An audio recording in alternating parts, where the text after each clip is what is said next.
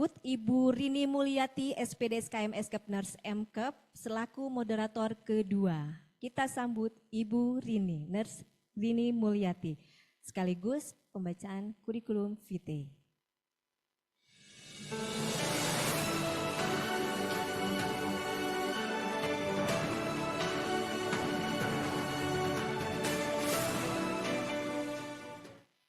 Ya, nama lengkap tadi saya sudah sebutkan, Nurse Rini Mulyati, SPD SKM Eskep Nurse MKep.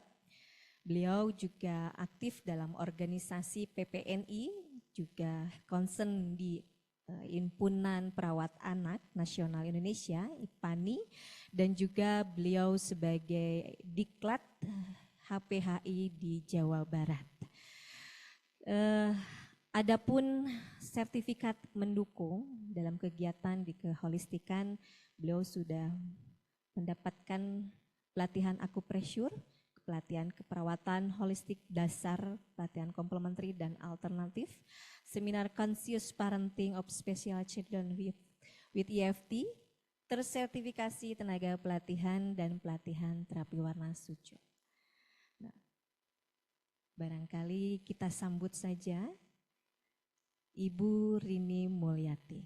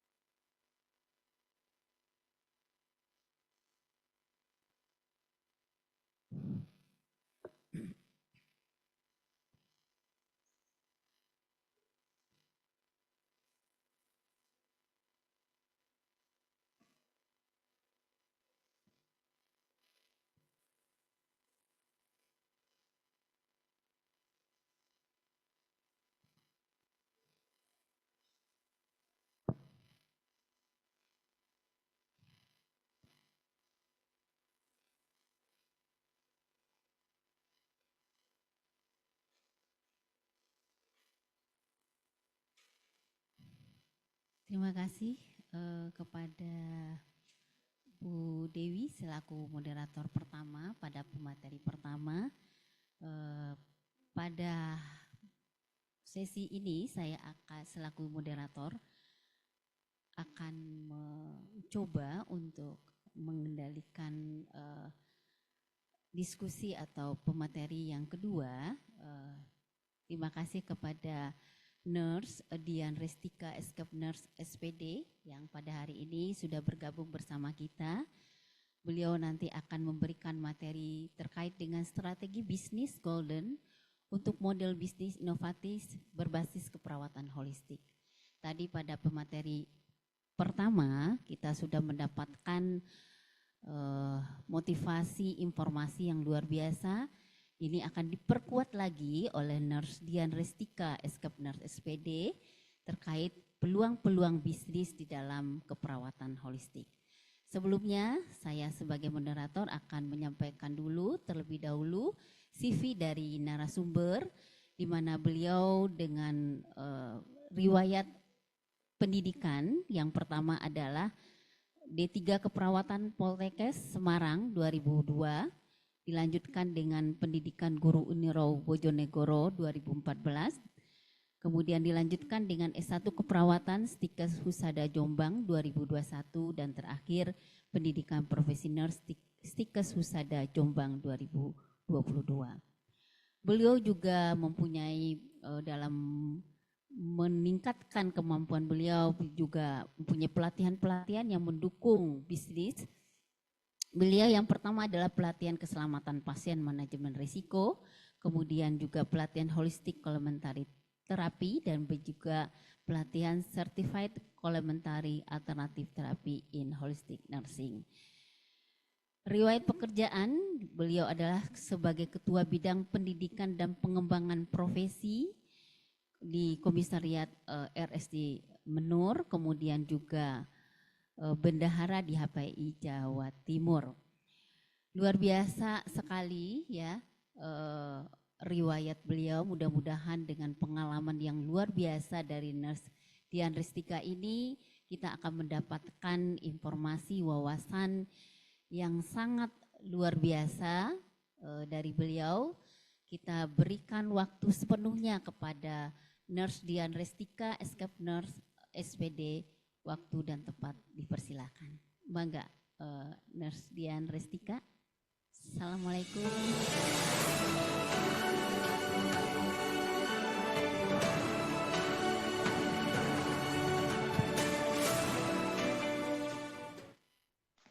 Baik, Assalamualaikum warahmatullahi wabarakatuh. Waalaikumsalam warahmatullahi wabarakatuh. Terima kasih Ibu, mohon nanti share screen dari sana ya. Saya akan menyapa dulu para senior-senior kami yang sudah sangat luar biasa jauh sebelum saya, Pak Wayan. Terima kasih sudah share materi yang banyak saya tidak paham dan sudah paham hari ini tentang keperawatan holistik tentunya. Kemudian Pak Mardiono, kemudian ada Bu Titin, tadi saya lihat juga ada teman-teman holistik dari Sabang sampai Merauke. Terima kasih. Semoga apa yang saya sampaikan nanti sedikit bisa menginspirasi, walaupun saya yakin ada banyak teman-teman praktisi holistik yang lebih luar biasa dari kami. Baik, judulnya wow banget. Kemudian saya sedikit ubah. Ini ala saya gitu ya. Jadi biar saya nggak terlalu terbebani golden itu tadi. Strategi bisnis berbasis keperawatan holistik ala Dian Restika gitu aja dah, Bu. Mohon maaf, suara saya jelas banget nggih? Jelas. Baik, terima kasih. Saya tertarik. Awalnya saya jatuh cinta pada perawatan luka. Tahun 2007, 2012, kemudian 2011, 2012 kami mengikuti banyak sertifikat keperawatan luka. Kemudian tahun 2014 kami melirik ke perawatan holistik. Di situ, oh ternyata tidak hanya dressing modern yang bisa kita tempelkan di atas luka. Ternyata ada bahan-bahan alam di sekitar kita yang ternyata juga bisa kita aplikasikan sebagai dressing yang bisa dipakai untuk penyembuhan luka, perawatan luka. Jadi mulai tahun 2014 kami mulai mengembangkan, menambahkan layanan kami dengan keperawatan holistik. Berkembang sampai saat ini kami belajar ada hipnoterapi, kemudian ada spiritual emotional freedom teknik, kemudian ada terapi warna. Itu sangat mendukung semua layanan yang kami terapkan di tempat praktek kami masing-masing. Itu. Selanjutnya, slide-nya. Lanjut. Banyak sekali ide bisnis keperawatan. Salah satunya tadi salah banyaknya tadi sudah disebutkan oleh Pak Wayan sebelumnya.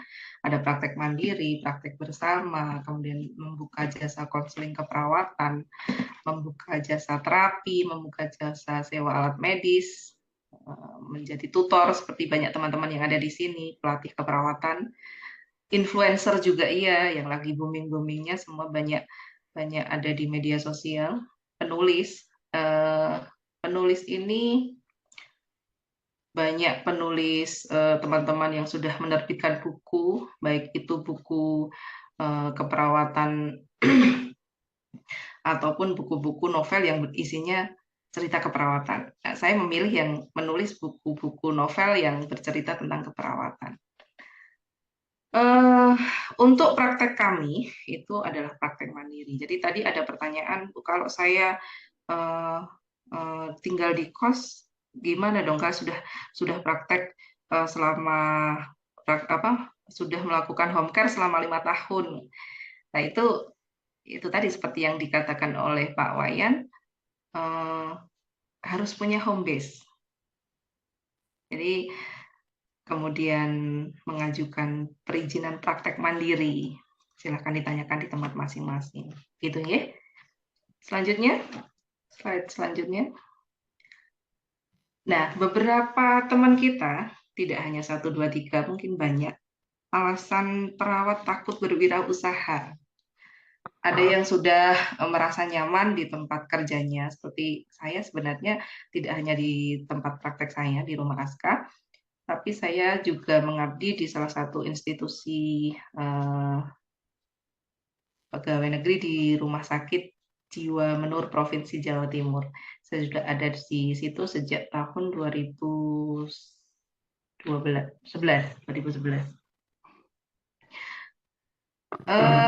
Tidak yakin dengan dirinya. Jadi teman-teman harusnya seperti ini. Kalau saya masuk ke kelas-kelas teman-teman atau para perawat muda, itu saya akan bertanya, nanti kamu lulus mau kemana? Bekal kamu lulus apa saja? Kemudian apa kelebihan kamu nanti setelah lulus? Saya selalu bertanya seperti itu. Sebelumnya saya akan tanya, cita-citamu jadi apa sih? Padahal jelas-jelas saya masuk di ruang kelas keperawatan. Tapi banyak dari teman-teman adik-adik keperawatan itu sebenarnya cita-citanya nggak jadi perawat. Nah, seperti itu. Kemudian kalau sudah terlanjur masuk di sini, otomatis mau tidak mau kan harus menekuninya. Teman-teman lulus dari bangku kuliah, itu harus punya keahlian lebih. Kita tanyakan pada diri sendiri, passion-nya kita ada di mana. Keperawatan itu luas.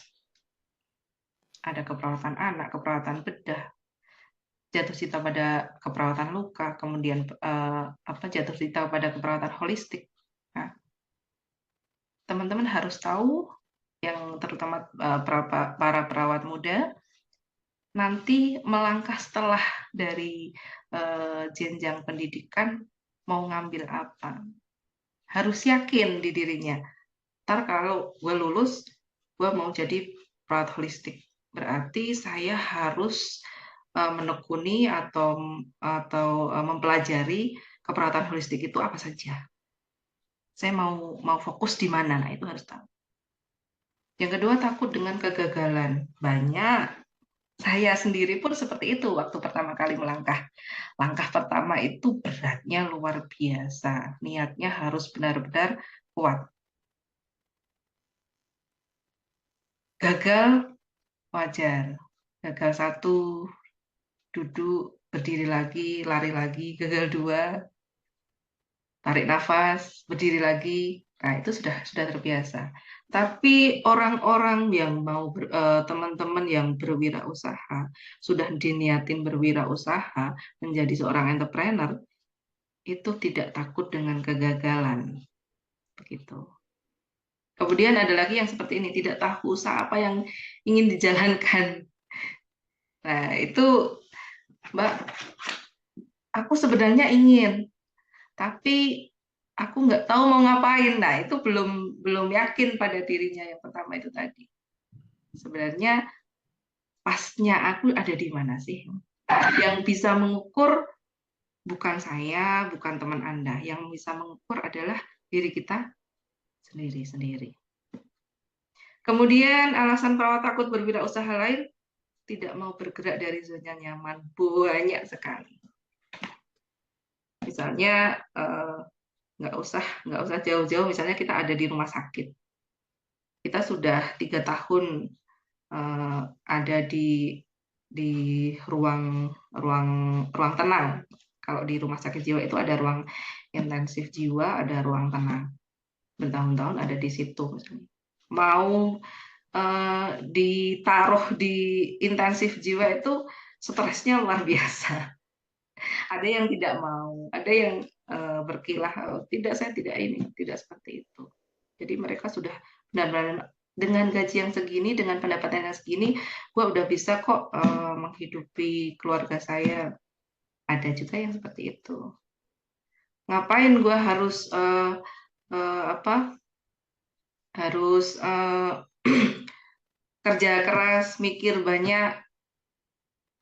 Kalau kalau saat ini aja sudah nyaman di sini. Jadi banyak teman-teman yang tidak ingin bergerak dari zona nyamannya, tempat nyamannya. Kemudian lagi trauma karena pernah mengalami kegagalan. Ada juga yang seperti itu. Saya sendiri pun pernah trauma. Saya sudah masukkan uang seberapa puluh juta, gagal. Nah, seperti itu sudah terbiasa di dunia kewirausahaan. Jadi yang pertama kita harus benar-benar yakin, bener nggak sih, gue ini mau membuat usaha ini, niatnya harus benar-benar kuat, keberaniannya harus benar-benar luar biasa, kemudian tekadnya, jangan lupa money-nya juga harus ada. Jadi semuanya itu menjadi satu kesatuan untuk membuat sesuatu yang baru, sesuatu yang akan kita ciptakan. Ingat, langkah pertama itu tidak mudah. Tapi kita harus membuat langkah pertama. Kalau nggak ada langkah pertama, langkah ke-17, ke-20 tidak akan pernah ada. Gitu. Slide.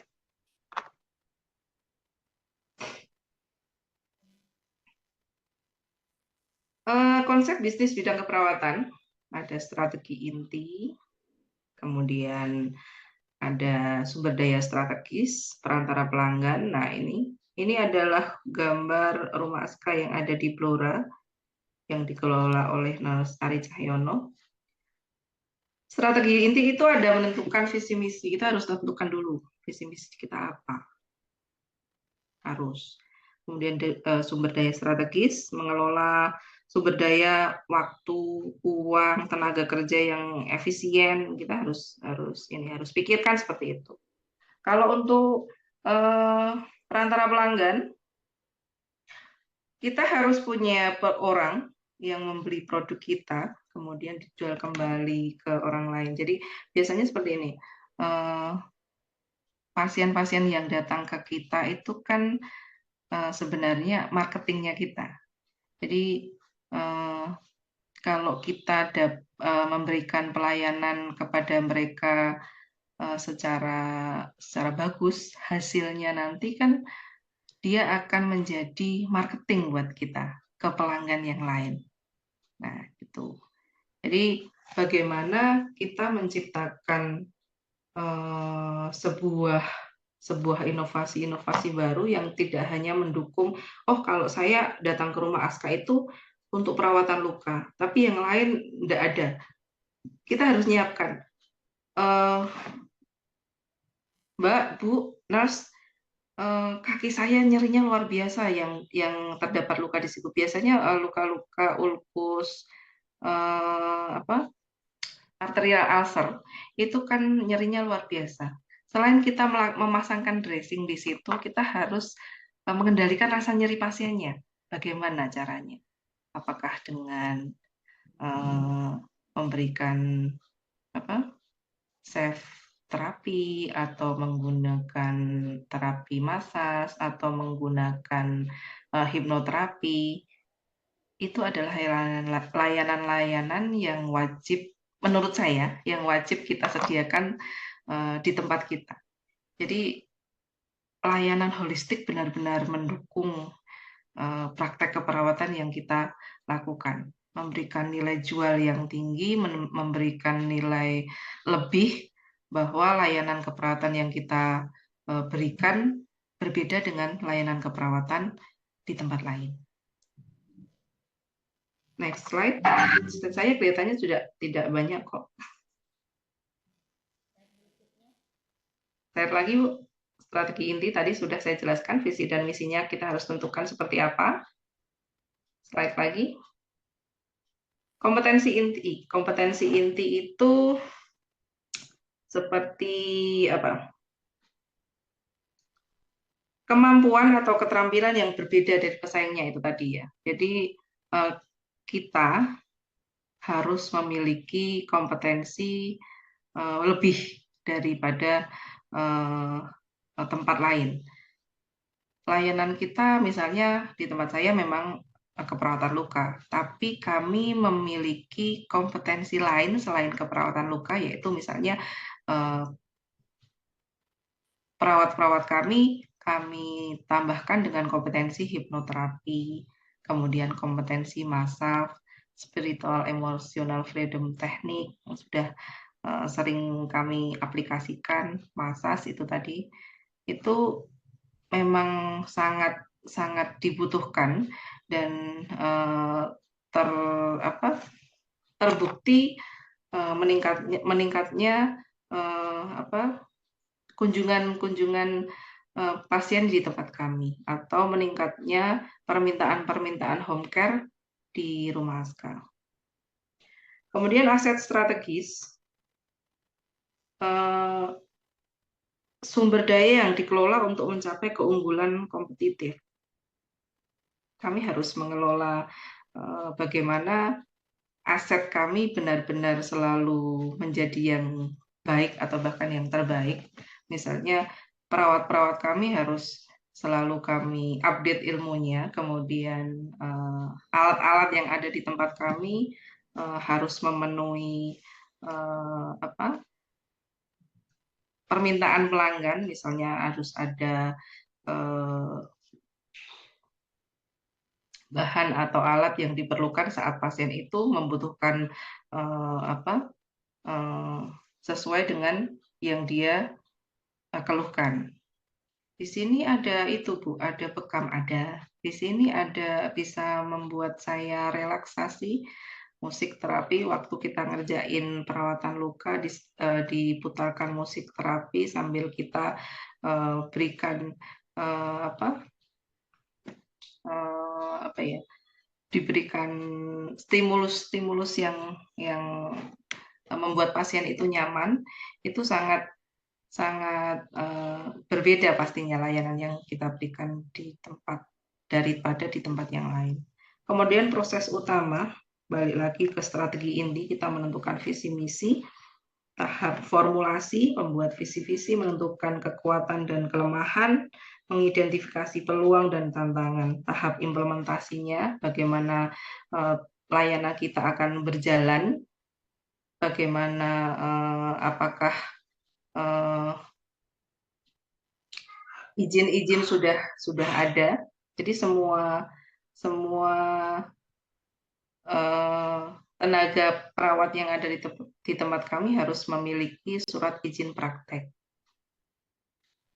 Gitu. Kemudian tahap evaluasi, semua yang kita lakukan, tentunya kita harus melakukan evaluasi untuk perbaikan-perbaikan dan pembenahan-pembenahan. Kalau tidak dilakukan seperti itu, kita akan jalan-jalan nggak terkendali. Jadi harus ada evaluasi dari segi manapun, dari segi tenaga kerjanya, kemudian dari segi alat-alat yang kita sediakan, apakah masih memadai atau tidak, kemudian dari segi bagaimana ini pasiennya kok bisa turun drastis kunjungannya, apakah ada sesuatu yang kita kurang atau bagaimana, apakah ada kompetitor lain yang sudah memberikan layanan yang lebih dari kami, itu kita harus jeli memandang atau melihat pasar-pasar yang kita targetkan. Next.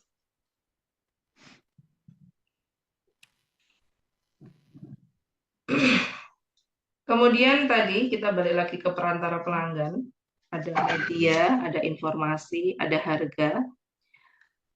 Media yang kita pakai yang paling murah adalah media sosial. Kita punya Facebook, kita punya Instagram, itu silahkan digunakan semaksimal mungkin karena itu media-media yang pasti lagi dilirik. Digunakan dengan tampilan-tampilan yang menarik, kemudian jangan sampai saat kita harus punya ini di media harus punya tim tersendiri karena menurut pengalaman kami, misalnya kita tidak upload 1-2 hari itu rating kunjungan pasien nampaknya akan menurun. Untuk pasien-pasien datang yang pasien-pasien baru itu akan menurun. Biasanya sehari itu akan datang pasien baru, newcomer-nya itu 3, 2 dan sebagainya. Itu kalau sampai tim medianya nggak upload misalnya, nggak melakukan promosi 2-3 hari saja kita akan turun. Jadi harus continue melakukan marketingnya, harus continue melakukan update perkembangan layanan kami di media sosial. Informasi yang diberikan harus menarik, mendukung apa saja yang kita berikan, yang bisa kita berikan, kemudian di mana saja pelanggan bisa mendapatkan layanan itu, apakah hanya datang ke tempat kami atau kami yang bisa datang ke tempat mereka. Harga, kita wajib menentukan harga. Jadi jangan sampai kita sudahlah Bu, seikhlasnya saja, nggak seperti itu. Itu tapi pernah saya alami waktu pertama kali jadi perawat luka home care zaman tahun 2007-2008 itu monggo kerso, terserah Ibu saja mau memberikan berapa. Nah, itu tidak berlaku di dunia bisnis keperawatan. Jadi kita harus menentukan harga, kita harus bisa menjual diri kita, harganya ada di angka berapa. Ya, seperti itu. Next slide. Success doesn't come easily, pasti ya. Sudah sangat kecuali kita mungkin terlahir dari sudah terbiasa dengan sendok emas. Tapi rasanya pun itu akan berbeda. Orang-orang sukses yang diawali dari nol, diawali dari kakinya sendiri, itu saat dia mencapai titik suksesnya, itu rasanya akan berbeda luar biasa. Jadi, dan itu memang tidak mudah. Banyak tangis, banyak sakit, banyak jatuh. Itu memang yang harus dilalui. Rumah Aska didirikan pertama kali, Yayasan Rumah Aska Indonesia itu tahun 2012 di Sidoarjo. Kemudian dilanjutkan di Yogyakarta dan beberapa tempat yang lain, itu juga melalui proses yang tidak menyenangkan, proses yang tidak mudah. Jadi saya yakin proses menuju sukses, menuju inti itu memang harus diwajibkan dengan sakit dulu, susah dulu seperti itu. Next slide. Ya, ini Rumah Aska Sidoarjo. Enggak besar tempat praktek kami enggak besar seperti yang sudah distandarkan saja berapa ukuran di dalamnya harus ada apa saja, silahkan itu dilengkapi. Mulai dari yang kecil, mulai dari dulu saya harus melakukan perawatan home care dari rumah ke rumah sendiri, kemudian kami memiliki tim, kemudian sampai saat ini saya sudah tidak perlu melakukan megang pasien lagi. Sesekali iya, tapi sudah sangat jarang. Jadi tim lain yang sudah memegang pasien-pasien di tempat praktek atau di rumah mereka masing-masing. Dimulai dari yang kecil pasti, nggak ujuk-ujuk kita sukses itu langsung ada di puncak, itu tidak seperti itu. Nah, buat kita sana. Yang bocor? Ya. Ya. Ya. Kemudian mengembangkan rencana bisnis. Jadi berapa bulan sekali kami harus bertemu, semua tim harus bertemu di tempat yang sudah disepakati. Kemudian mereka sudah harus punya rencana-rencana, inovasi-inovasi apa yang harus kita tampilkan atau kita suguhkan lagi pada layanan kita. Jadi kami ada pertemuan per 6 bulan sekali. Jadi di situ masing-masing personal dari beberapa titik rumah aska yang ada di Jawa atau di Pontianak salah satunya di luar Pulau Jawa, itu mereka harus punya inovasi. Misalnya, Bu, nanti akan kita tambahkan layanan sujok misalnya seperti itu. Yang punya inovasi sudah harus belajar sujok dulu. Kemudian, Bu, kita tambahkan hipnoterapi. Yang punya inovasi harus punya sertifikat hipnoterapi dulu. Jadi mereka akan share di situ fungsinya, layanan atau inovasi yang mereka tambahkan itu berfungsi atau bermanfaat bagi layanan kita di rumah aska. Menantang diri sendiri. Jadi sebenarnya gue kuat nggak sih? Gue bisa nggak sih? Lu sebenarnya bisa, tapi lu nya aja yang nggak mau. Nah, kadang seperti itu. Jadi saya sering bicara pada diri saya sendiri, bukan berarti saya sedang berhalusinasi. Iya nggak ya? Atau gue harus kuat nih. Ini sebuah peluang besar yang harus segera aku ambil. Jadi zaman tahun 2012 itu perawatan luka modern itu menurut saya masih sangat sedikit teman-teman perawat yang melirik. Kemudian tahun 2014 saya ngambil keluar dari zona nyaman lagi. Bukan berarti saya bosan di perawatan luka, kemudian saya ingin menambahkan, saya ingin menjadi bukan pelopor ya, ya bisa dikatakan juga seperti itu. Jadi layanan perawatan luka modern itu bisa ditambahkan dengan layanan perawatan luka teknologi bahan alam. Jadi yang nempel di luka tidak melulu balutan luka modern saat itu seperti itu. Balutan luka modern zaman sekarang kan kita sudah tahu ya, satu lembarnya misalnya 75.000 misalnya, itu tidak bisa dipakai lagi. Lalu bagaimana strategi kita tetap melayani dengan bagus, dengan hasil yang sama, dengan dressing yang lebih ekonomis, tapi teknik kemudian hasil itu sama dengan kita menggunakan balutan luka modern. Itu pemikiran saya saat itu. Kemudian saya diajak belajar sedikit bagaimana membuat atau meramu bahan alam menjadi dressing keperawatan luka.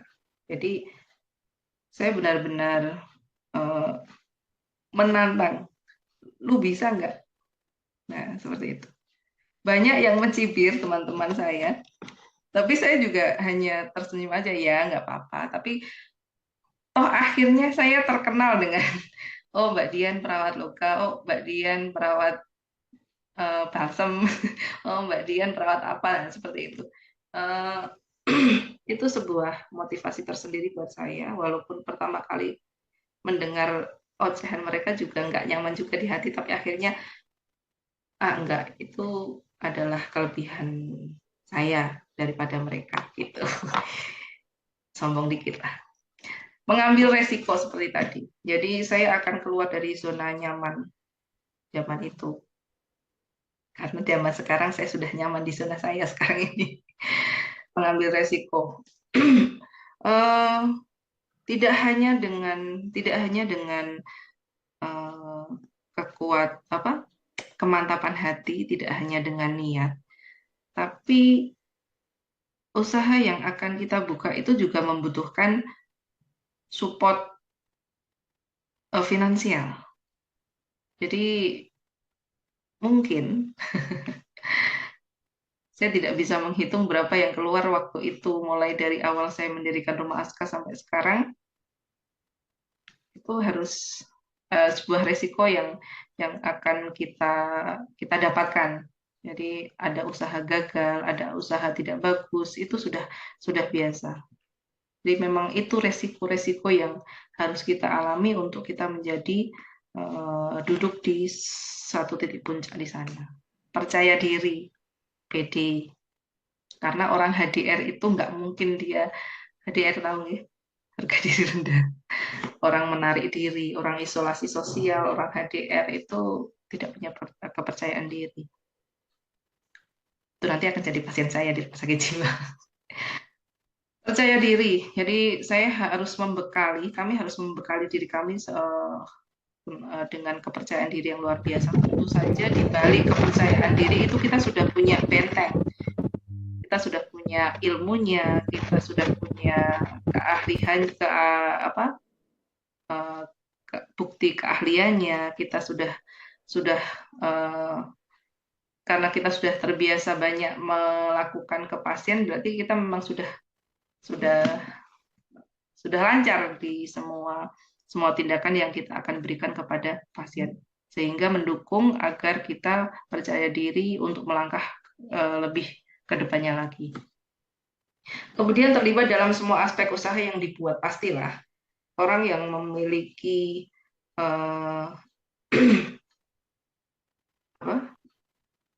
sebuah usaha itu wajib terlibat dalam semua aspek usaha yang dibuat, mulai dari perencanaan, kemudian implementasi, evaluasi, kita harus ada di situ. Next slide. Membangun tim.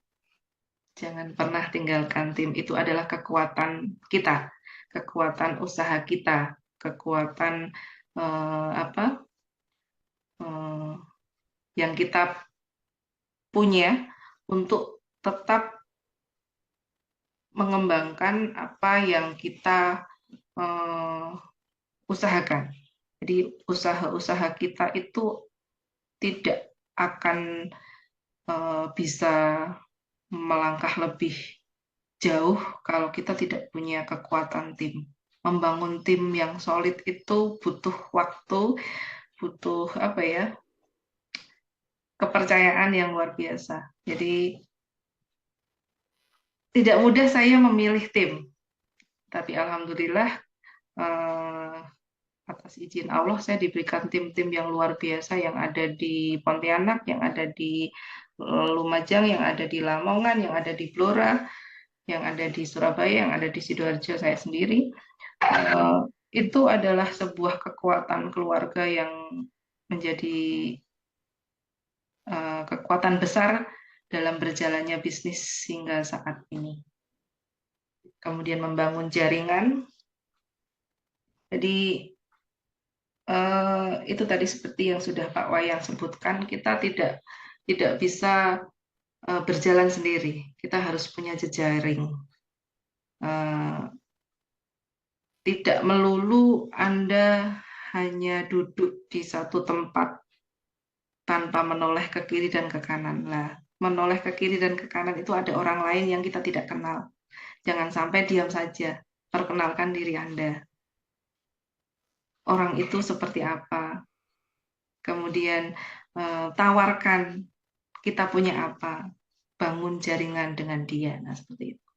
Mengembangkan diri itu sama saja dengan update ilmu, saya pasti.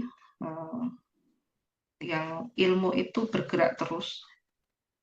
Dari dulu kalau kita rawat luka itu dengan betadine, sekarang betadine hanya untuk cuci luka, nggak bisa pakai topikal, seperti itu. Itu harus selalu diupdate ilmu-ilmu yang ada di sini. Jadi seperti dengan perawatan holistik juga, ilmunya itu sangat banyak. Mungkin kami hanya baru mengenal 1, 2, 3 saja ilmu di keperawatan holistik, tapi ternyata sudah mampu membuat layanan kami menjadi berbeda dan luar biasa. Seperti itu. Next slide. Izin Bu Dian, waktunya tinggal 10 menit lagi. Baik, Ibu. Lanjut slide. Identifikasi target pasien, manfaat mengenali target pasar, mudah menentukan produk, memudahkan perencanaan strategi, memfokuskan target bisnis, membantu pengalokasian anggaran. Jadi kita harus lihat target pasar kita siapa, di mana. Nah, itu gitu. Kalau layanan di Sidoarjo akan berbeda dengan layanan di Blora atau akan berbeda dengan layanan di Lumajang. Itu kita harus lihat pasar kita masing-masing seperti apa. Yang mereka butuhkan itu seperti apa. Terus target pasarannya itu mereka itu ada di kalangan menengah ke atas, menengah ke bawah atau seperti apa. Kemudian memudahkan perencanaan karena semua itu akan memudahkan perencanaan strategi yang akan kita lakukan di tempat praktek kita masing-masing. Memfokuskan target bisnis, difokuskan di apanya. Ya, kalau memang di Rumah Aska memang kita targetnya memang perawatan luka, bisnis kita perawatan luka, kemudian kita akan tambahkan dengan komplementer-komplementer seperti yang sudah saya sebutkan tadi, ada bekam, kemudian ada masas, kemudian ada hipnoterapi, ada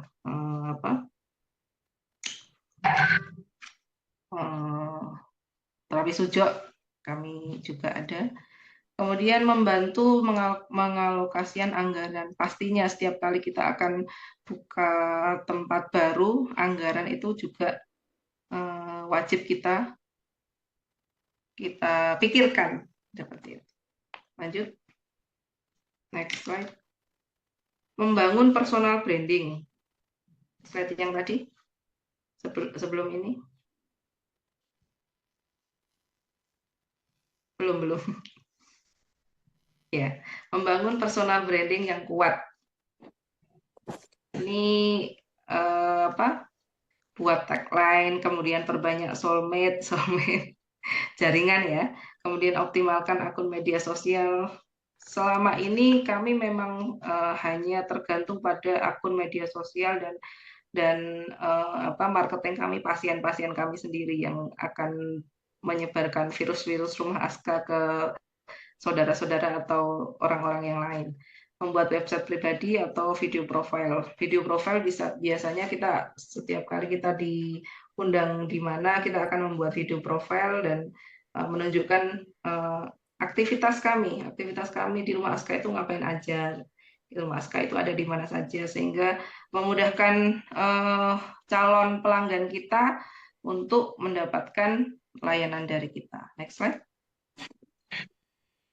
Manfaatkan sosial media itu tadi ya, kelebihannya lebih efisien dan luas menjangkau konsumen, menghemat biaya pastinya. Waktu dulu sebelum kami banyak mengenal media sosial, saya itu mencetak brosur itu ribuan, pasien yang datang cuma 1. Saat kita menggunakan akun media sosial itu pasien yang datang lebih banyak. Jadi zaman awal berdirinya Rumah Aska dulu itu kita sebar-sebar brosur dimanapun itu, beribu-ribu brosur, yang datang cuma 1, 2.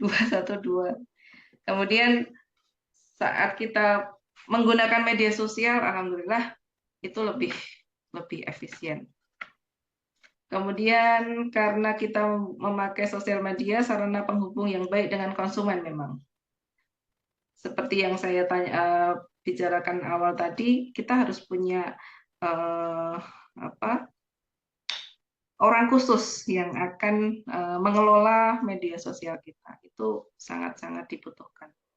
Kemudian penyampaian informasi lebih cepat ke pelanggan kita dengan menggunakan akun media sosial.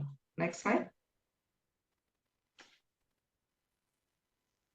membangun jejaring itu tadi ya, kami ada di beberapa tempat sudah alhamdulillah.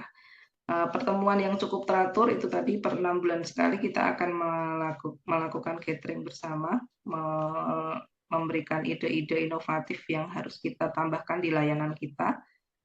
Kemudian kedua belah pihak mendapatkan manfaat pastinya, kemudian saling percaya itu wajib.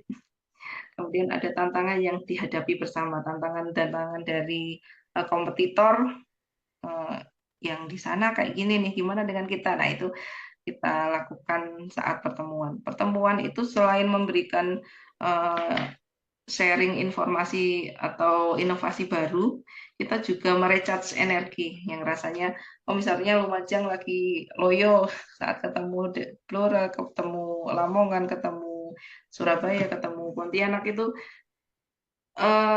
semangatnya timbul lagi seperti itu. Next slide.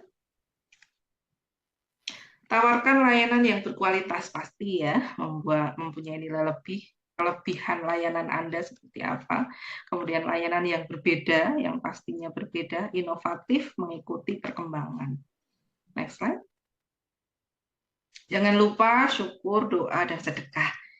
Itu wajib hukumnya bagi kami. Jadi bersyukur apapun yang kita dapatkan hari ini, kemarin itu harus disyukuri. Berdoa, kita minta selalu jangan sampai gengsi sama Gusti Allah atau sama Tuhan, nggak usah berdoa, nanti akan kalau waktunya akan datang sendiri, nggak seperti itu. Kemudian bersedekah, sedikit yang Anda beri itu sangat bermanfaat bagi orang lain. Jadi jangan lupakan sedekah, itu salah satu kunci keberhasilan kami, sedekah setiap hari. Next slide. Semoga tidak sampai 10 menit. Tentukan pilihanmu segera buat langkah pertama. Nah, ini ada layanan-layanan kami, kemudian layanan-layanan teman-teman kami di tempat lain.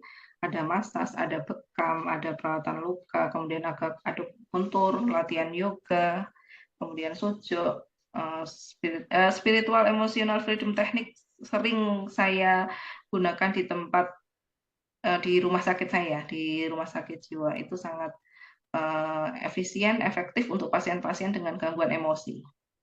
Nah, seperti itu. Next slide. Ini alamat kami. Silahkan berkunjung jika ada di Sidoarjo atau di Surabaya. Tempat kami ada dekat dari Bandara Juanda. Boleh calling kami. Next slide. Selesai. Terima kasih. Jangan lupa tetapkan pilihan Anda, kemudian buat langkah pertama mulai dari sekarang. Terima kasih. Assalamualaikum warahmatullahi wabarakatuh. Luar biasa sekali ya materi dari Nurse Dian Resti ya. Tadi juga betul-betul ini Ibu Dian memulai sesuatu dari hal yang kecil ya Bu, yang ini sekarang sudah terbukti dengan banyaknya rumah ASKA di mana-mana ya Bu ya. Ini mudah-mudahan ini menjadi inspirasi buat kita semua ya. Jadi memang ketika kita membangun bisnis itu memang mental negatifnya atau mental yang membuat kita itu menjadi tidak maju itu harus diperangi ya Bu ya Bu. Iya, disingkirkan dulu. Dan itu tidak mudah Bu. Ya betul ya. Betul Bu. Jadi ketika seseorang mengalami suatu kegagalan untuk bangun lagi, untuk keluar dari zona yang nyaman itu tadi, ya, itu memang perlu suatu perjuangan ya. Ini mental-mental orang yang ingin membangun bisnis ini juga harus dilatih terus-menerus. Dan ini sudah terbukti ya dari Nurse Dian dengan adanya beberapa bisnis rumah ASKA di mana-mana. Dipersilahkan kepada teman-teman sejawat ya untuk kami beri kesempatan untuk bertanya terhadap materi yang sudah disampaikan oleh Ibu Dian. Kita beri 3 pertanyaan. 3 pertanyaan, mohon bantuan dari panitia. Mungkin sudah ada di chat, boleh melalui chat room atau bertanya secara langsung, dipersilakan. Ini pertanyaan yang sebelumnya dari Dr. Wayan tadi mungkin.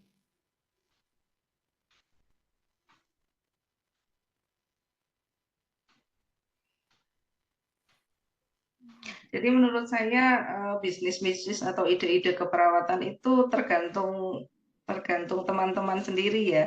Maunya seperti apa? Maunya ingin jadi perawat biasa yang pergi ke puskesmas, pergi ke rumah sakit, terus sampai rumah sudah ngurusin. Tapi kalau kita punya bisnis itu memang melelahkan.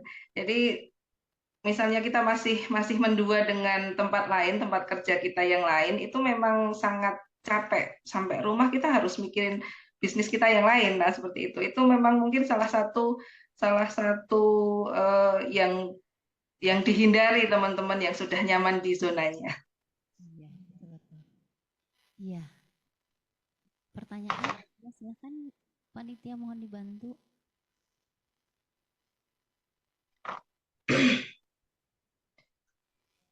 Oke. Iya, Ibu Dian, ini ada pertanyaan dari Pak Amin Nur Rohman dari Kalimantan Selatan. Yang pertama, untuk pengobatan komplementer kanker itu seperti apa? Yang kedua, untuk pelayanan komplementer di rumah sakit juga seperti apa contohnya? Yang ketiga, untuk praktik mandiri layanan komplementer syaratnya apa saja yang diperlukan? Itu mungkin pertanyaannya Nurse Dian. Baik, Silakan. Kalimantan Selatan.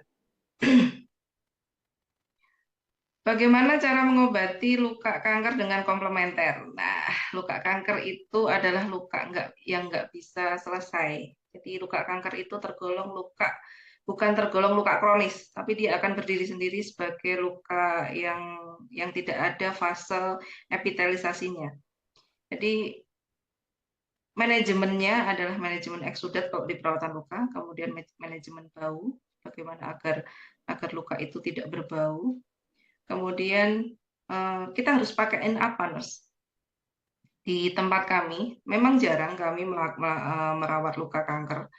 Luka kanker itu identik dengan bau, kemudian nyeri, kemudian eksudat yang berlebihan. Biasanya untuk nyeri, saat kita melakukan perawatan, kita akan aplikasikan selain merawat luka, kita juga akan membuat pasien itu nyaman dengan manajemen nyeri. Salah satu manajemen nyeri adalah ada hipnoterapi, kemudian terapi masas. Kita alihkan rasa nyerinya di tempat-tempat yang kita bisa pegang pasiennya. Kemudian terapi musik, relaksasi terapi, nah itu sering kita lakukan untuk teman-teman pasien-pasien yang lukanya berasa nyeri. Itu misalnya di tempat praktek itu kami memang sediakan di tempat kami ada audionya. Audionya biasanya kita pakai suara-suara atau musik-musik spa, musik-musik yang terdengar bisa membuat relaksasi, atau mungkin kalau pasiennya mau mendengarkan murotal juga tidak apa-apa, kita siapkan di situ. Dressing yang nempel apa, Nurse? Dressing yang nempel adalah dressing yang meminimalkan bau. Berarti dressing-dressingnya adalah dressing antibakteri. Yang kita gunakan selain kita menggunakan dressing modern, misalnya kalau pasien-pasien seperti ini kita akan buatkan dressing sendiri, kita akan buatkan salep sendiri atau balsam sendiri atau apa ya, itu sangat ampuh untuk mengontrol bau. Untuk manajemen eksudatnya kita tidak hanya menggunakan kasa, perawat-perawat itu biasanya memang sudah sangat untuk memodifikasi itu luar biasa. Ada yang dipakaikan pembalut herbal, kemudian ada yang dipakaikan pempes kalau memang itu luka kankernya luas, itu kalau pakai pembalut kan cuma bisa nempel sedikit. Kemudian layanan apa yang diberikan di rumah sakit itu ya tadi ya. Kebetulan kami ada di rumah sakit jiwa, jadi saya menerapkan beberapa waktu itu tahun 2022 saya juga juga membuat penelitian ini. Jadi penerapan spiritual emotional freedom teknik untuk pasien-pasien gangguan emosi di Rumah Sakit Jiwa Menur. Dan itu bisa membawa saya menjadi salah satu nakes dan tahun 2022 di Jawa Timur. Jadi pasien-pasien yang sudah kooperatif, tapi dia mempunyai gangguan emosi tidak hanya marah nih, emosi sedih yang berlebihan, emosi marah yang berlebihan, emosi gembira yang berlebihan, itu kita akan terapkan secara kontinu pada pasien-pasien tersebut. Kebetulan yang saya pakai kemarin itu semua pasien-pasien borderline. Jadi pasien-pasien yang hampir ke usia-usia menginjak usia-usia remaja dan dewasa muda. Begitu. Itu gangguan emosinya luar biasa. Jadi alhamdulillah sampai saat ini beberapa dari mereka masih berkomunikasi dengan saya saat mereka mendapatkan tekanan atau emosi yang luar biasa. Nurse, Bu, saya sudah melakukan sesuai yang sudah Ibu ajarkan kemarin. Alhamdulillah selalu berhasil. Tapi itu pun tidak melulu bisa membuat mereka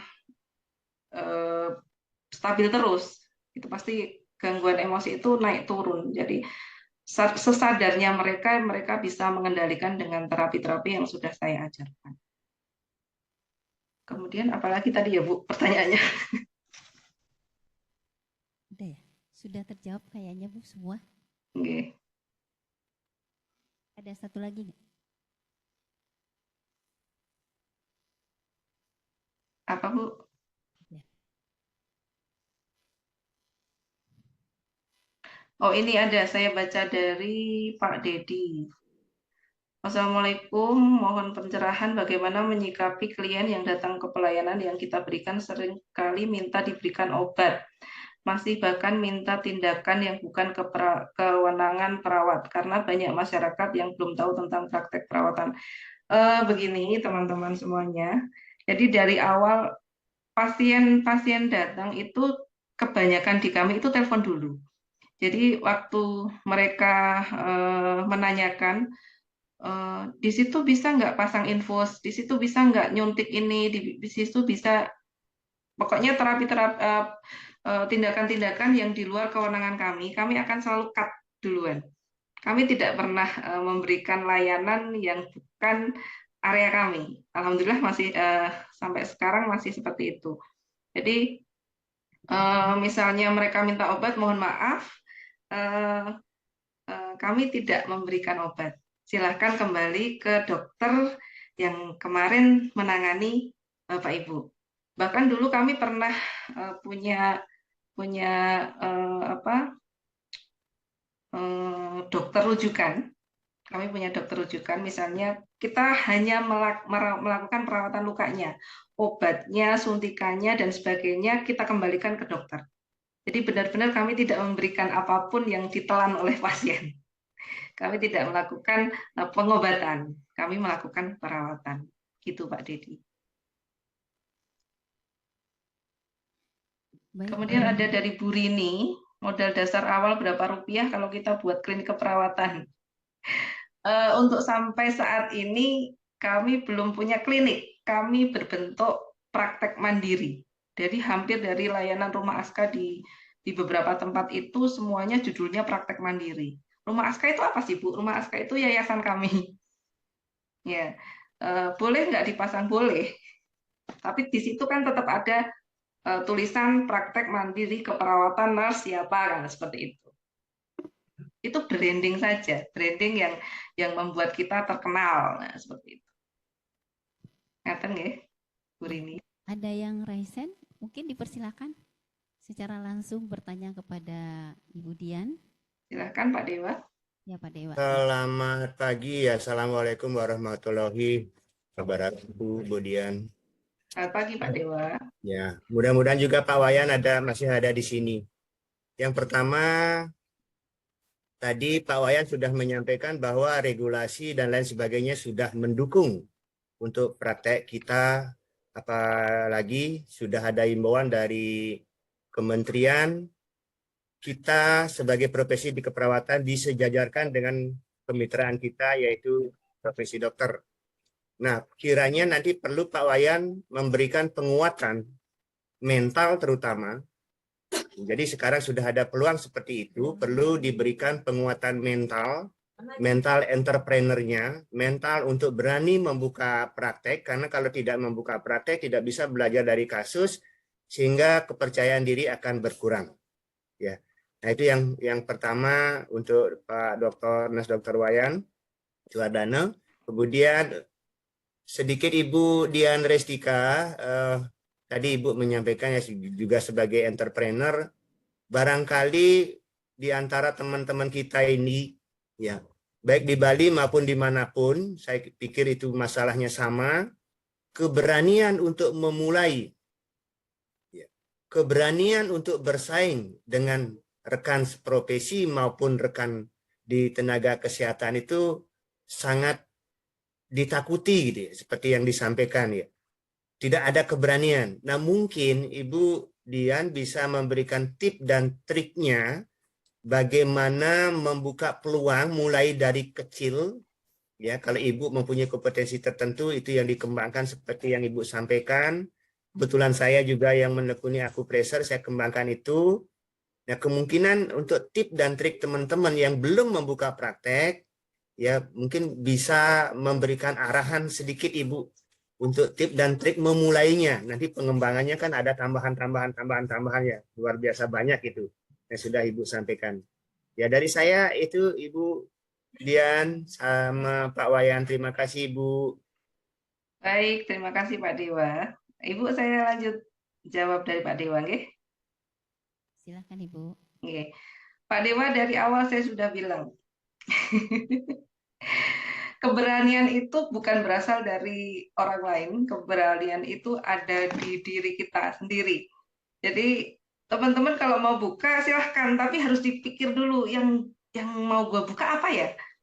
Apakah aku ini ingin menjadi perawat yang menekuni bidang luka? Apakah aku ingin menekuni bidang hipno? Apakah aku ini menekuni bidang apa? Nah, itu kita harus dapatkan dulu passionnya kita ada di mana. Kemudian lakukan, itu kan sudah dimimpikan ya. Gua mimpi jadi perawat ini. Kemudian kita untuk mengejar mimpi itu kita harus punya keahlian. Kemudian orang zaman sekarang itu butuh bukti. Berarti kita harus punya bukti kalau kita sudah ahli di bidang ini. Kemudian jangan lupa melangkah itu tadi. Waktu dulu saya praktek perawatan luka pertama 2005, 2006, 2007 itu tanpa SIPP. Praktek aja seperti teman tadi yang bertanya, saya sudah 5 tahun Bu melakukan home care, tapi saya nggak punya apa-apa, nggak punya surat izin atau sebagainya. Saya seperti itu dulu. Tapi kan tidak berhenti saya di situ. Saya tetap harus, gimana saya harus mendapatkan SIPP, gimana saya harus mendapatkan sertifikat keahlian yang mendukung ini saya passion saya ini tadi. Jadi ya itu tadi kalau mau buka layanan ya benar-benar sudah harus ada tekad di sini, nggak boleh takut. Iya, seperti itu ya. Niatnya harus benar-benar kuat, berani jatuh, berani sakit, berani nangis, tapi harus berani berdiri lagi. Itu aja sih sebenarnya. Yang pertama tadi ya balik lagi, lu mau ngapain gitu, mau di bidang apa? Gitu. Ya sudah kejar aja mimpi lu yang itu tadi. Gitu. Saya nggak mikir mulu-mulu kok Pak. Ya alhamdulillah sampai detik ini saya nggak pernah berpikir saya punya klinik gede gitu, saya nggak pernah berpikir seperti itu. Yang saya pikirkan adalah layanan saya bermanfaat di banyak tempat, itu saja. kecil tapi kami menghasilkan sesuatu yang luar biasa. Itu Pak Dewa. Kapan-kapan saya ke Bali ya Pak Dewa. Siap ya Bu. Ya, ya ini di sini banyak rekan-rekan yang punya niat belum berani beraction gitu ya, sehingga perlu motivasi, apalagi sudah bergabung di HPHI.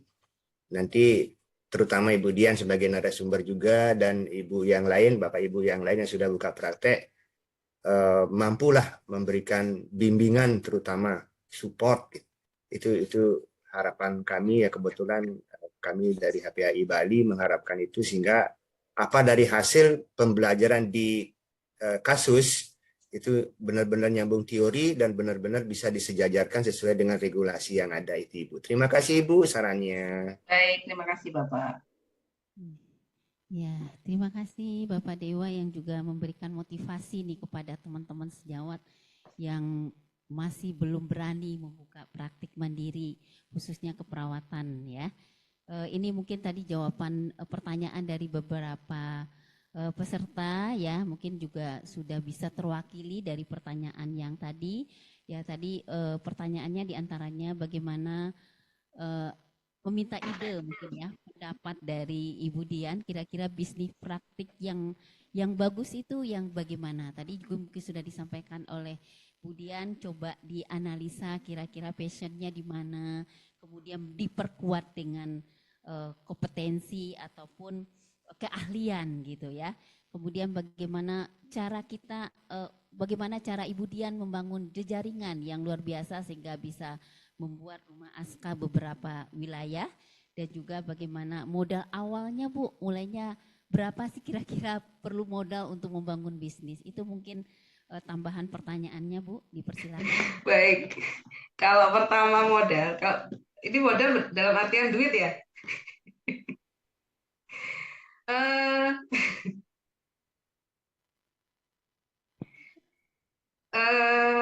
tentunya kita ya nggak sedikit mungkin ya. Kita kursus aja berapa belas juta itu ya. Untuk apa? Untuk membuat kita ilmu kita lebih tepat itu apa yang kita kerjakan sesuai dengan keilmuan itu kan kita harus belajar ya. Nah, untuk tahap belajarnya saja kita mungkin sudah mengeluarkan beberapa puluh juta gitu nggih. Itu itu termasuk modal. Kemudian membuat tempat praktek. Kalau tempat mungkin sudah ada di rumah masing-masing. Anggap saja kamar depan itu silahkan dimodifikasi gitu ya. Dikasih tempat wastafel atau dikasih tempat kamar mandi gitu. Kemudian isinya mungkin ada bed pasien. Satu aja dulu, jangan banyak-banyak.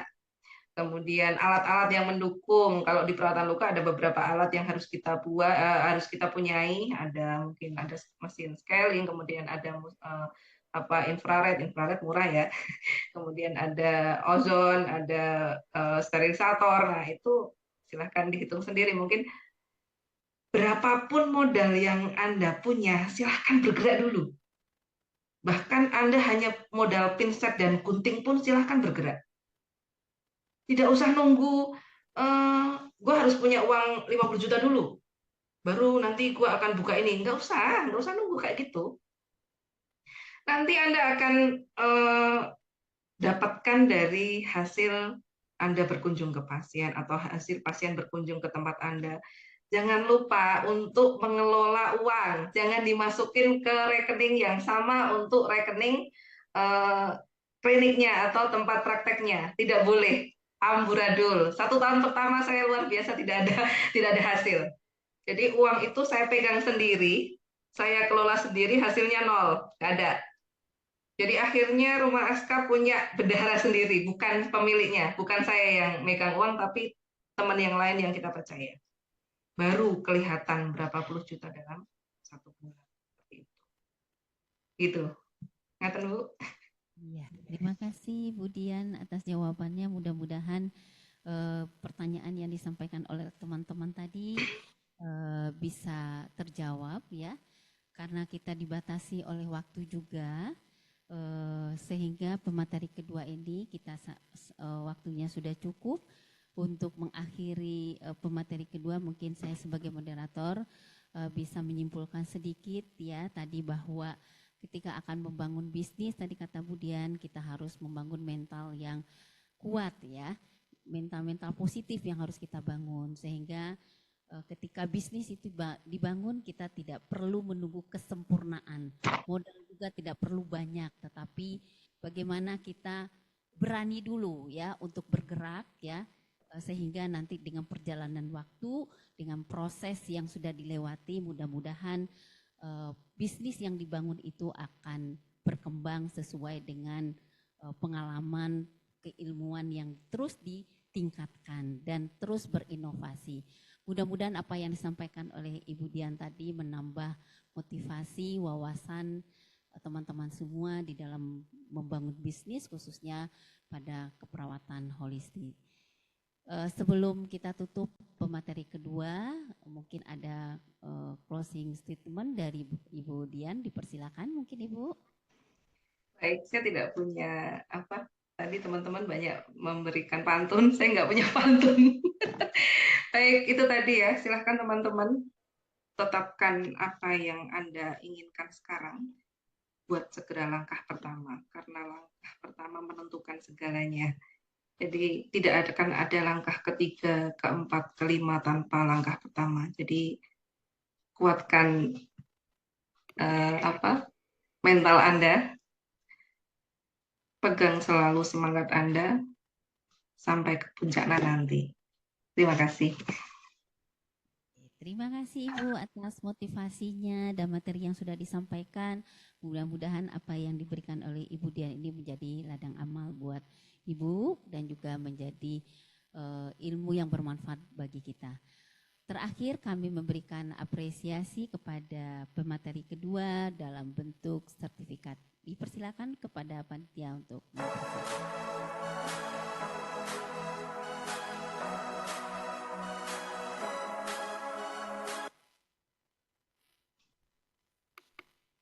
Terima kasih. Terima kasih Bu Dian. Terima kasih Ibu. Baik, untuk pemateri kedua sudah selesai. Saya selaku moderator pemateri kedua, terima kasih atas ekstensi dari teman-teman semua. Mohon maaf kalau ada kesalahan dalam proses tadi sebagai moderator. Saya sebagai moderator, saya ucapkan terima kasih. Mohon maaf.